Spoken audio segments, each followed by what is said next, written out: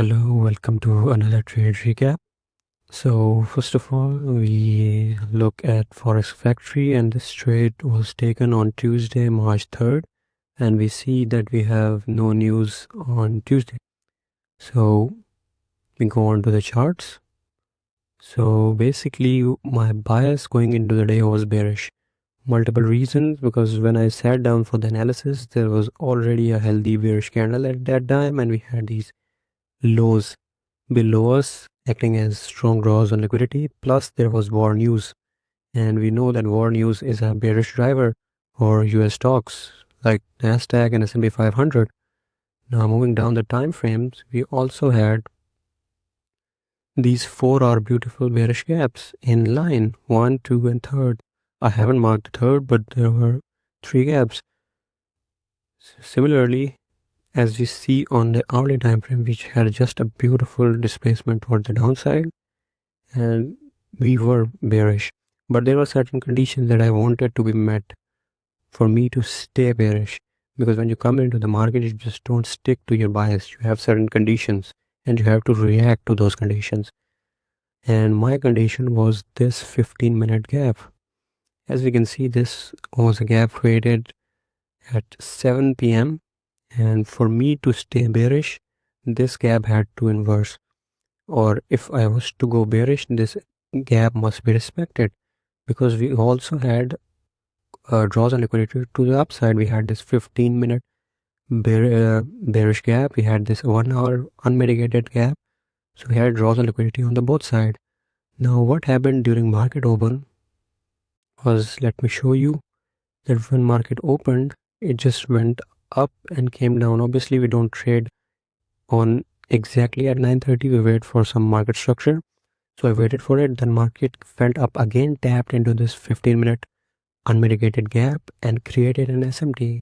It took out all of these highs, but on US 500, if I go down to the 1 minute and show you, at that time, we went up, but we never tapped into this 15-minute unmitigated gap.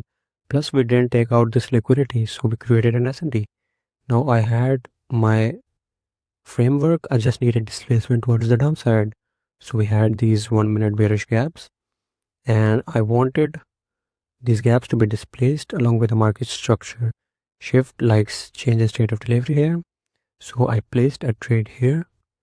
Now what went wrong with this trade and why I got break even? Because my goal was to go break even at this dark line, which was the Asian lows from 5th Feb, as you can see. But what I end up doing was that I went break even when this white line, which were actually just 620 lows of the same day. I should have waited for the market. Look, I went break even here at 9:58 when this white line, which were the lows from the same day, were taken. So I went at 9:50, I got break even here, and immediately after 2 minutes I got stopped out at break even. But if I actually waited for the sweep of this dark line, which were a prominent draw on liquidity, which was the Asian lows at 1017, which was here. As you can see, if I went break even here, I would have never gotten stopped out at break even, and this trade would have worked for me. Obviously, I'm not mad at it. It was a good decision. When market, also if you can see, this price action is not very efficient. We go up, we go down, we go up, we go down. So I was skeptic, therefore I got break even earlier when these lows were taken. So otherwise it was a good trade. My emotions before and after the trade were pretty normal. I was pretty calm and relaxed.